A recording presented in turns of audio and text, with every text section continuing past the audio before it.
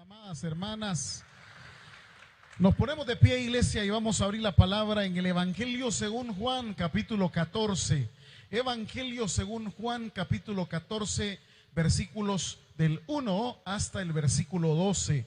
Quiero hablar en esta tarde acerca de qué es el cristianismo. ¿Qué es el cristianismo? ¿Sabe?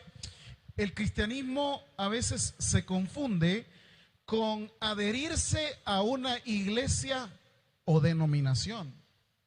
El cristianismo se confunde en pertenecer a un grupo eclesiástico determinado.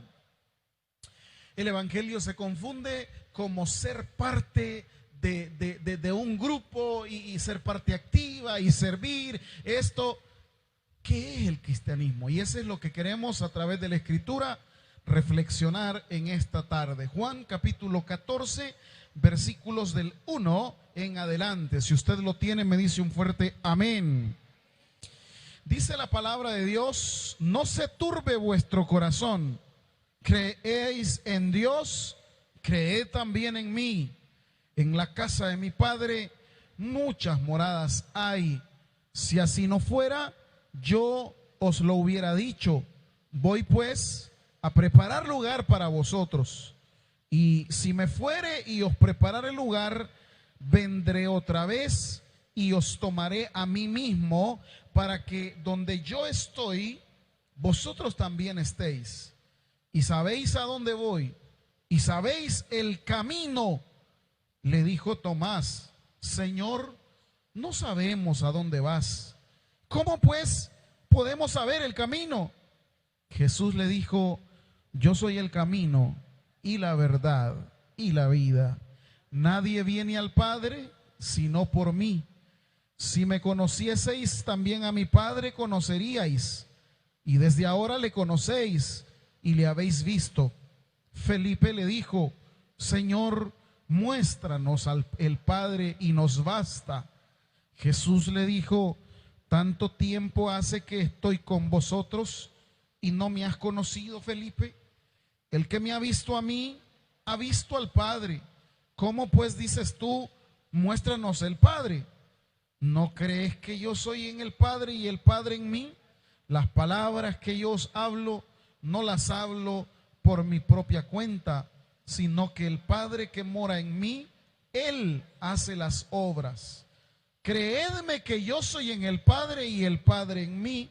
De otra manera, creedme por las mismas obras. De cierto os digo, el que en mí cree, las obras que yo hago, él las hará también. Y aún mayores hará, porque yo voy al Padre. Vamos a leer el 13 y el 14.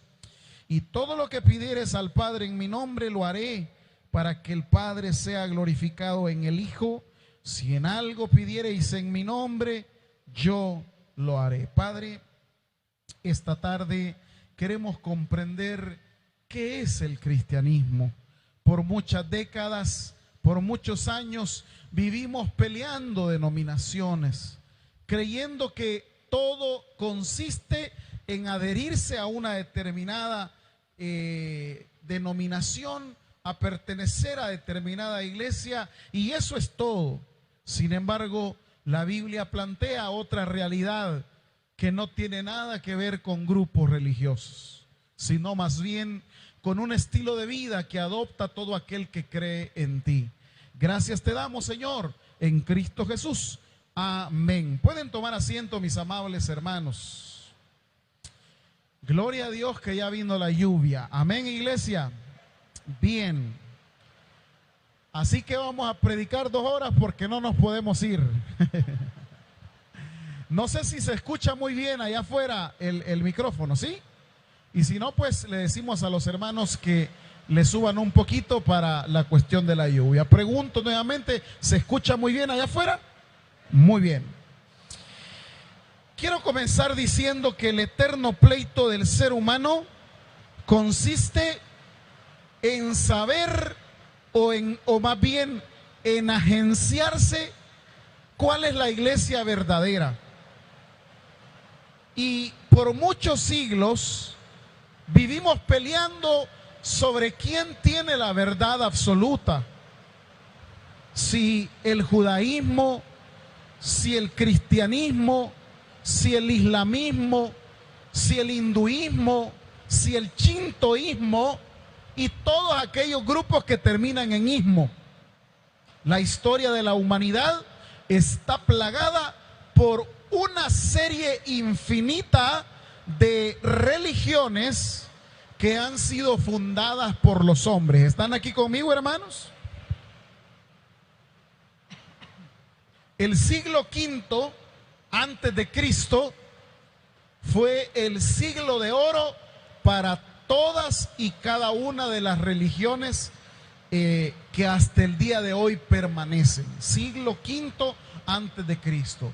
Ahí estamos hablando de una serie de religiones mistéricas, una serie de religiones que tenían que ver con el ocultismo, una serie de religiones que tenían que ver con las figuras, con los símbolos, etcétera, etcétera. Y hemos llegado a nuestros días, fíjense ustedes, miles de años después, siglos después, y pareciera ser que esto no lo hemos superado.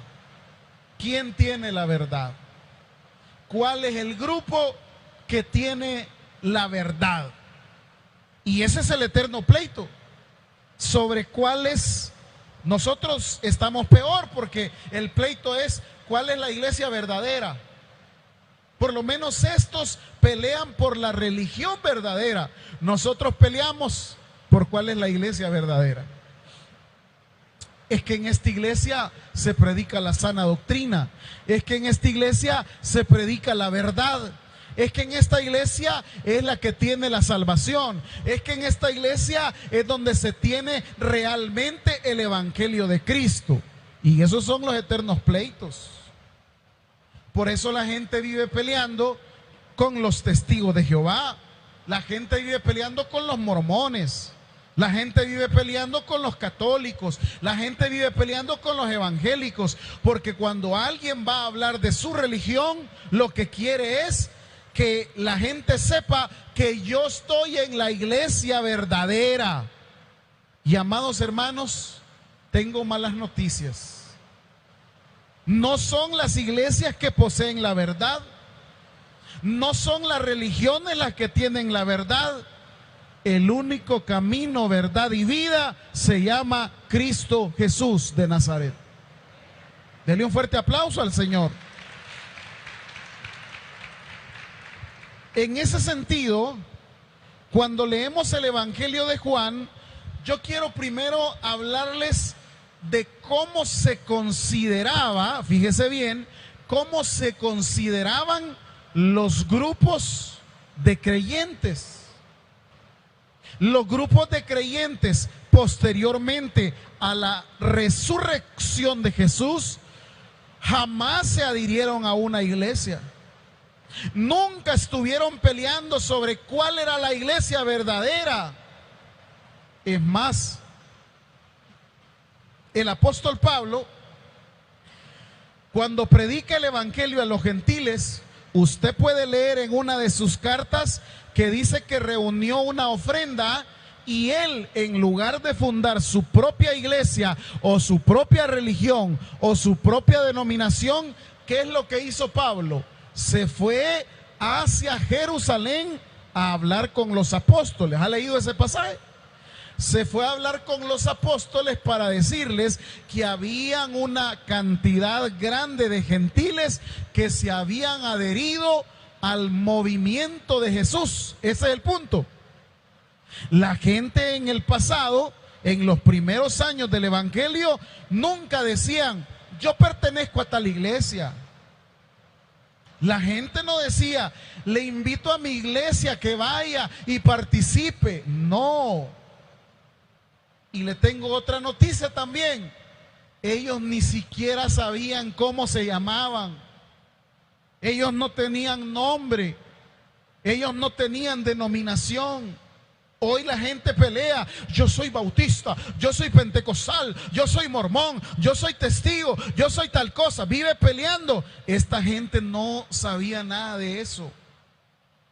Es más, comenzaron a llamarles a ellos en sentido peyorativo los cristianos. Los cristianos no es un nombre de respeto, es un nombre diminutivo, los pequeños cristos. Y lo hacían en sentido de burla, y lo hacían en sentido de querer menospreciarlo. Estos son los cristianitos, los pequeños cristos. Con el correr del tiempo se les comenzó a llamar los del camino. Y aquí quiero que pongan atención para poder entrar al Evangelio de Juan 14. Vamos a ir a un pasaje, Hechos capítulo 24. Hechos 24, si lo tienen me dicen amén.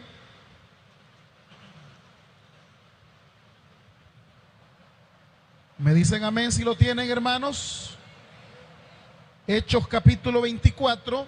Y quiero que ustedes pongan atención a la lectura para que vean cuál es la designación con la que se le conoce a los creyentes. Dice Hechos 24: 5 días después descendió el sumo sacerdote Ananías con algunos de los ancianos y un cierto orador llamado Tértulo, y comparecieron ante el gobernador contra Pablo. Y cuando éste fue llamado, Tértulo comenzó a acusarle, diciendo: como debido a ti gozamos de gran paz, y muchas cosas son bien gobernadas en el pueblo por tu prudencia, oh excelentísimo Félix, lo recibimos en todo tiempo y en todo lugar con toda gratitud. Pero por no molestarte más largamente, te ruego que nos oigas brevemente conforme a tu equidad. Porque hemos hallado, ojo a esto, porque hemos hallado que este hombre, ¿qué le decían a Pablo? Que este hombre, ¿qué? Es una plaga y promotor de sediciones entre todos los judíos por todo el mundo, y cabecilla, mire cómo le conocen, es una plaga, es cabecilla de la secta ¿de quiénes? De los nazarenos. Mire cómo le llamaban a los creyentes. No, ahí no le llaman, estos son de la iglesia tal, estos son de... No, le llaman una plaga y son una secta de nazarenos. 6. Intentó también profanar el templo, y prendiéndole quisimos juzgarle conforme a la ley, pero interviniendo el tribuno Licias con gran violencia, le quitó de nuestras manos, mandando a sus acusadores a que viniesen a ti. Tú mismo, pues, al juzgarle, podrás informarte de todas estas cosas de que le acusamos. Los judíos también confirmaban, diciendo ser así todo. 10.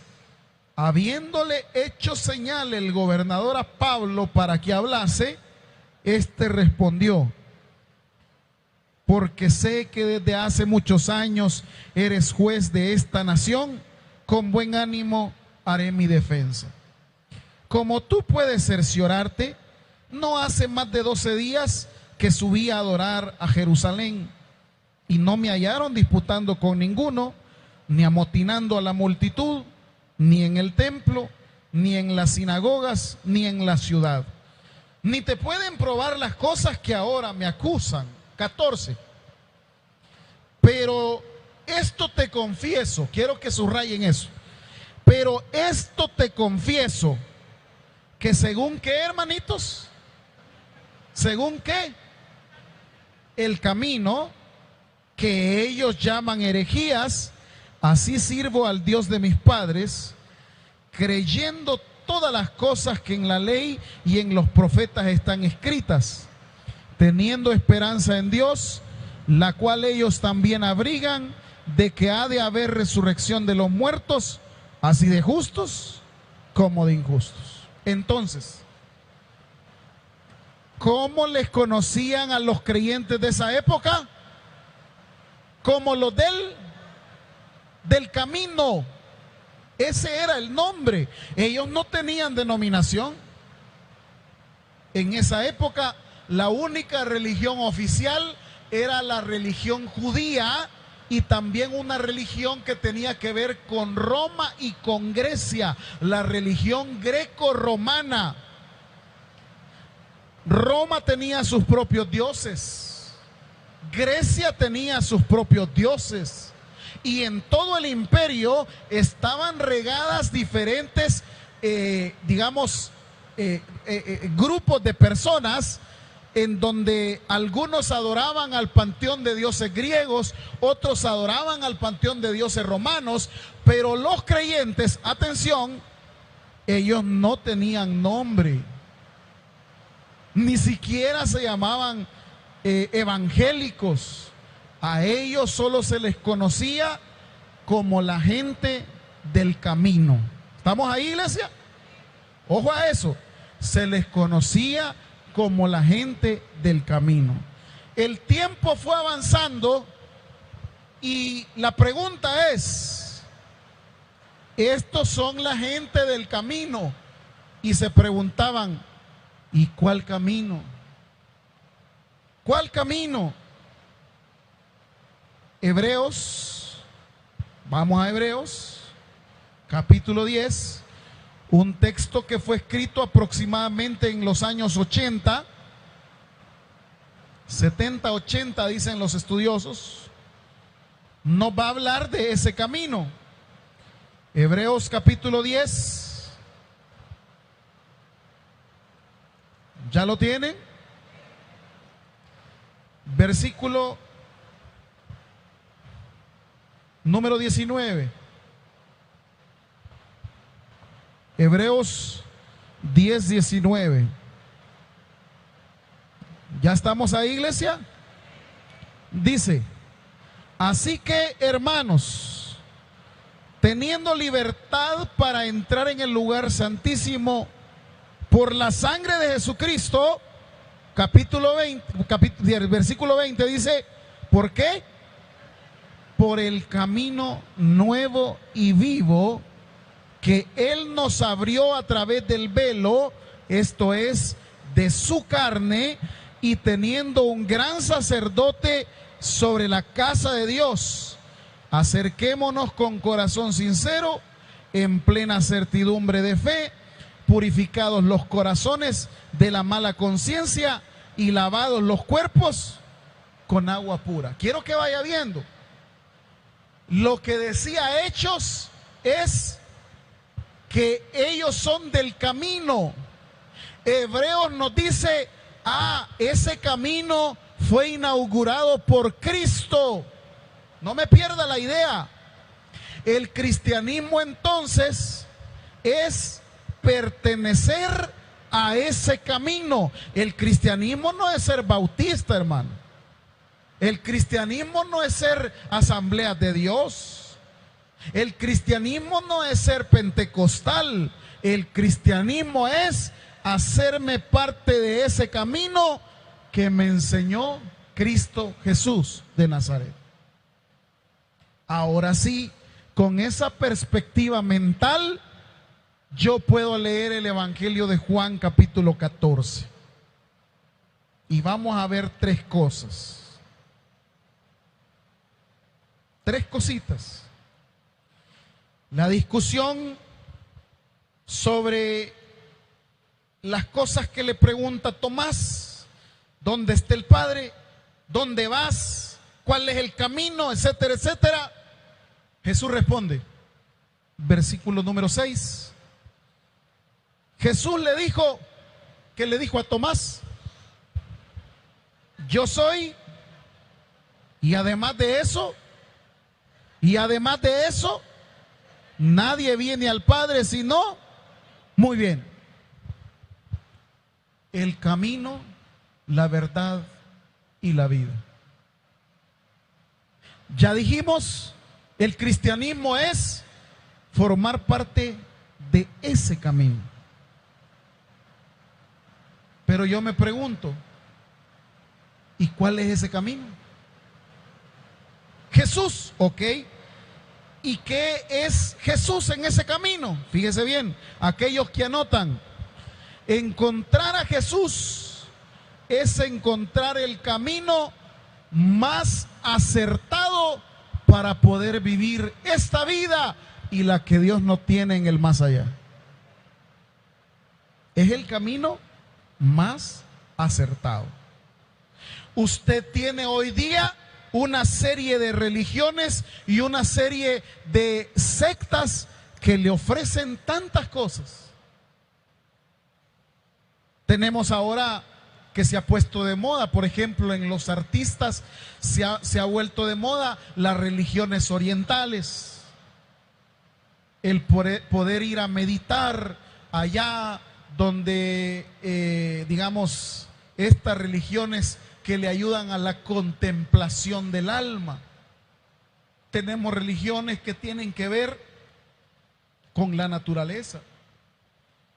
Tenemos, por ejemplo, eso está algo en boga hoy en Latinoamérica. Usted sabe que ya en Latinoamérica, ya en un par de días, vamos a llegar en el mes de noviembre. Y eso que era solamente para el pueblo de México, ahora se ha vuelto una tradición en toda Latinoamérica que tiene que ver con el culto a la Santa Muerte. ¿Qué le parece? Y ese es otro tipo de visión religiosa. Hay gente que todavía sigue confiando en las tradiciones antiguas. Hay gente que todavía sigue confiando en los santos. Usted sabe que hay personas que siguen poniéndole velas a los santos. Usted tendrá vecinos que todavía ahí digamos, en algún cuarto, en la sala, detrás de la puerta, tienen un altar con determinado santo.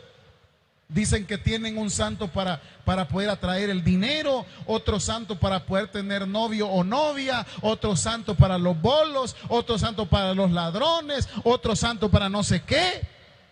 Y esas son visiones religiosas de vida. Pero la pregunta es, ¿cuál es el camino más acertado para vivir? Jesús. No hay otro. Aquí no se trata si la iglesia tal, si la religión tal. El único nombre sobre el cual puede haber salvación es en el nombre de Jesús de Nazaret. Dice la Escritura, no hay otro nombre bajo el cielo dado a los hombres sobre el cual podáis ser salvos que en el nombre de ¿quién? De Jesús. Dice otro texto, porque no hay otro mediador entre Dios y los hombres que ¿quién? No hay más. Jesús no es el mejor camino, Él es el único camino que lleva al Padre. Entonces, si yo me vuelvo un cristiano, gloria al Señor, yo me vuelvo un cristiano, yo tengo que seguir el camino que me marcó Cristo Jesús. No lo que me marca la religión, no lo que me marca la iglesia. Yo quiero hacer como Cristo hizo. Por eso el apóstol Pablo decía, sed imitadores de mí, así como yo soy imitador de ¿quién? Mire a Jesús. Haga lo que hizo Jesús. Viva como vivió Jesús. Sirva como sirvió Jesús. Reaccione como reaccionó Jesús. Perdone como perdonó Jesús. ¿Se entiende eso, hermanos? Se da cuenta entonces que el cristianismo no es pertenecer a una iglesia. Porque yo puedo pertenecer a una iglesia, pero no necesariamente estar en el camino del Señor. Ese camino que hablaba en los Hechos, ese camino vivo que fue abierto por Jesús, como dice Hebreos.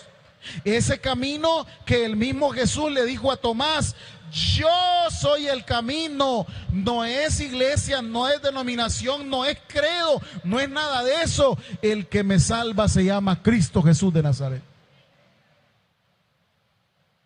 No hay otro camino más acertado para poder vivir. Usted podrá elegir muchas denominaciones. Hay denominaciones bonitas, ¿sabe? Yo no quiero decirles, pero me encantó tanto una religión china. A nosotros nos hicieron investigar la mezcla que había de cristianismos en Asia, y me encantó tanto una religión china que casi me voy a vivir a China. Bonita, preciosa, maravillosa, tiene todos los elementos que a mí me encantan, cosmoteándrica. Pero después me doy cuenta que esto no es de religiones, esto es de un hombre llamado Jesús, al cual debo amar, al cual debo seguir, al cual debo imitar y al cual debo llegar hasta los últimos días de mi vida creyendo en Él. Eso es el camino. En segundo lugar, Jesús le dijo a Tomás no solamente que Él era el camino, también le dijo a Tomás que era, ¿qué cosa? La única verdad que puede orientar mi vida se llama Jesús. La única verdad que me da seguridad se llama Jesús. Porque todo lo demás, hermano, quedamos en el campo hipotético. Miren, a mí me da mucha risa cuando hay gente que asegura cosas que es imposible saberlas.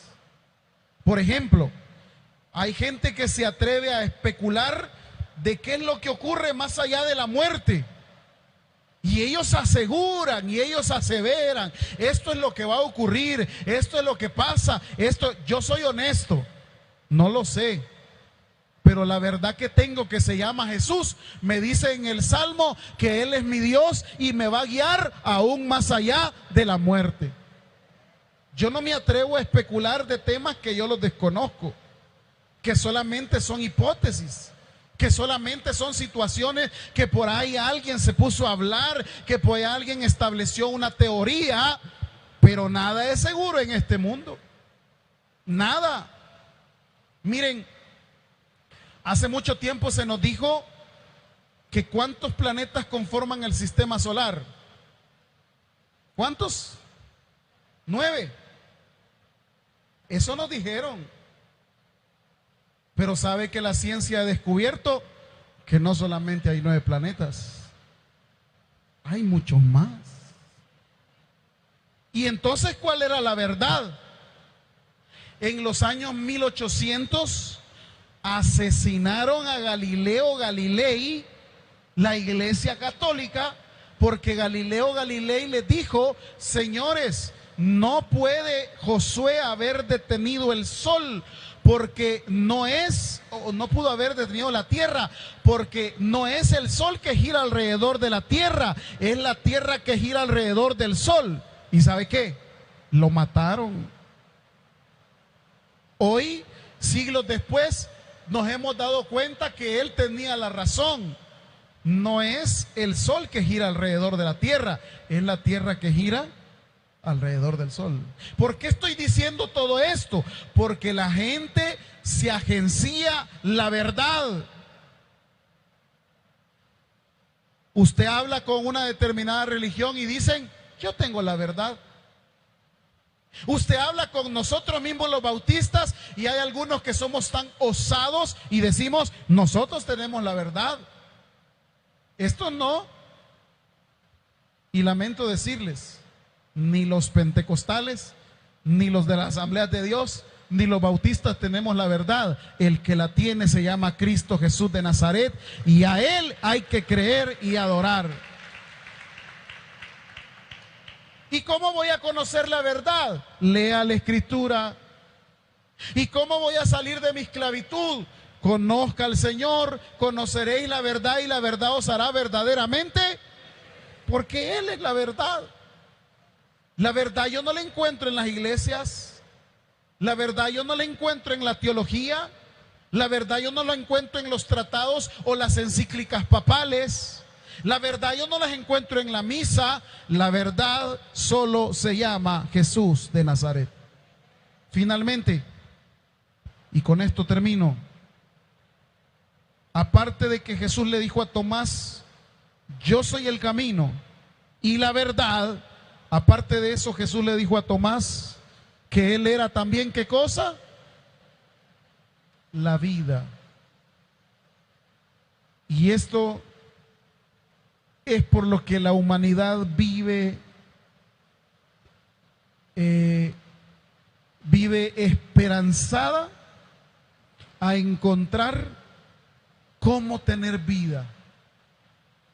Son miles de dólares que se gastan en investigaciones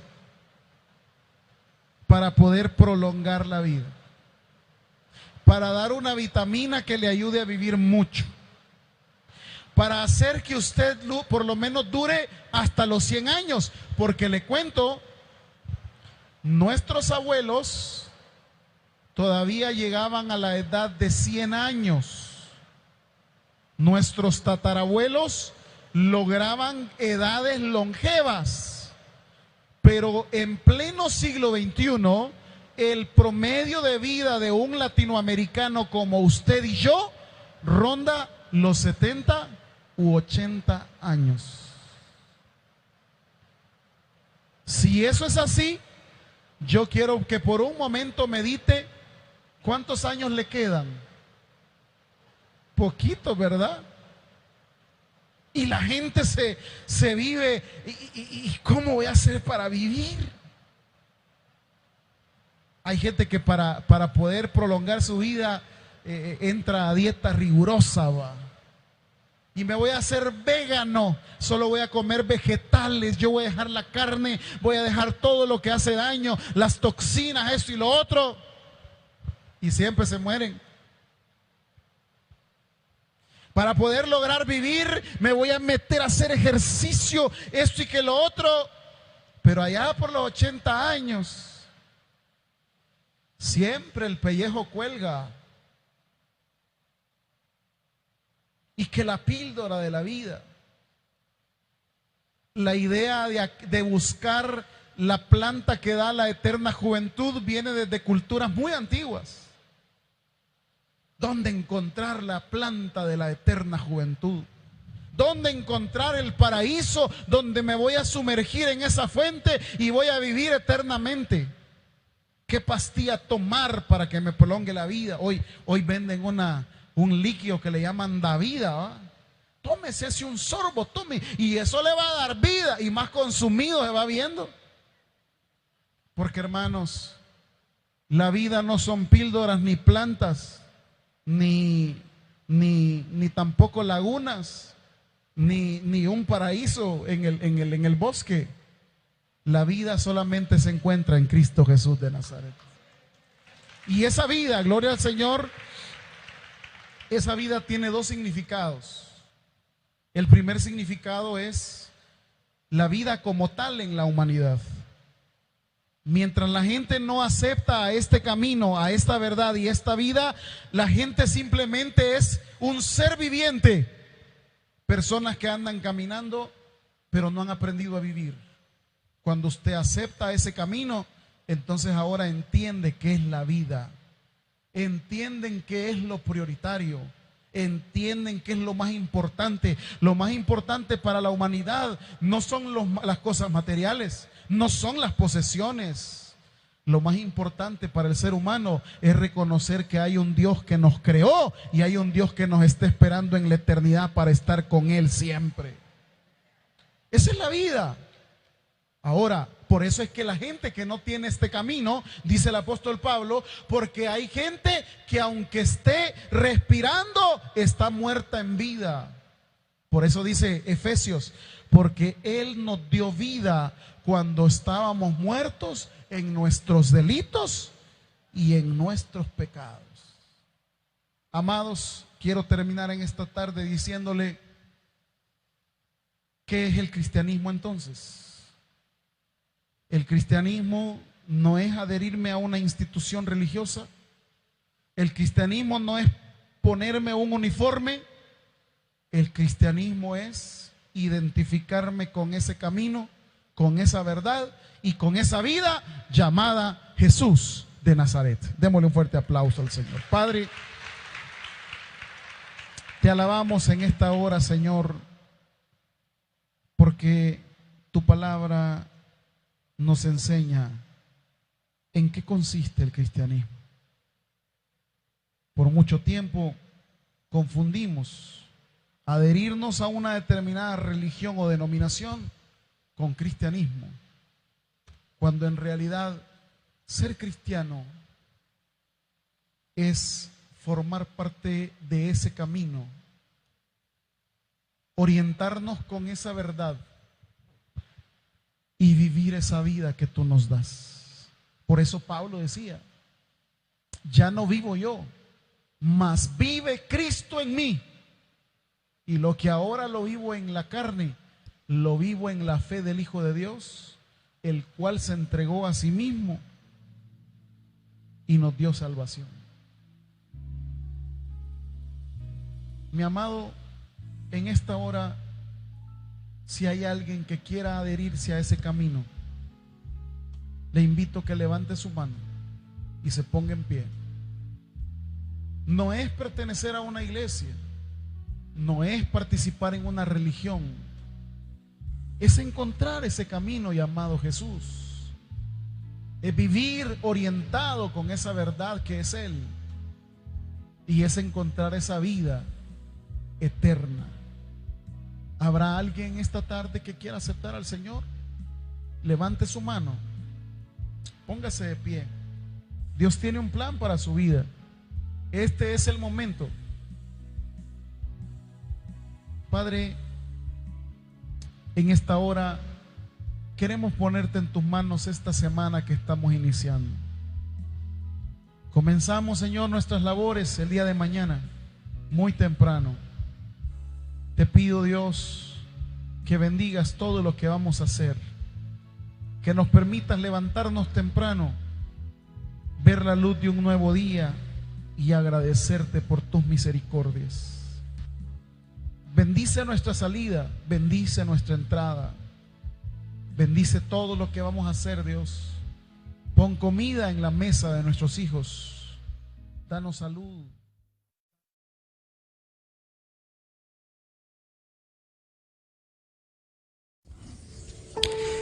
El predicador ha finalizado el mensaje.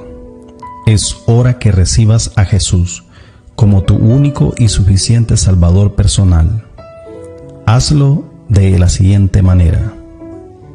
Señor Jesús, yo te recibo hoy como mi único y suficiente Salvador personal. Creo que eres Dios, que moriste en la cruz por mis pecados y que resucitaste al tercer día. Me arrepiento, soy pecador, perdóname, Señor. Gracias doy al Padre por enviar al Hijo a morir en mi lugar. Gracias, Jesús, por salvar mi alma hoy. En Cristo Jesús, mi Salvador. Amén. Si has hecho la oración con todo tu corazón, te damos la bienvenida a la familia de la fe. La Biblia dice en Juan capítulo 1, versículo 12, mas a todos los que le recibieron, a los que creen en su nombre, les dio la potestad de ser hijos de Dios. Te damos la bienvenida a nuestra iglesia. Somos más que una familia. Tabernáculo Bíblico Bautista, Ciudad de Delgado. Dios te bendiga.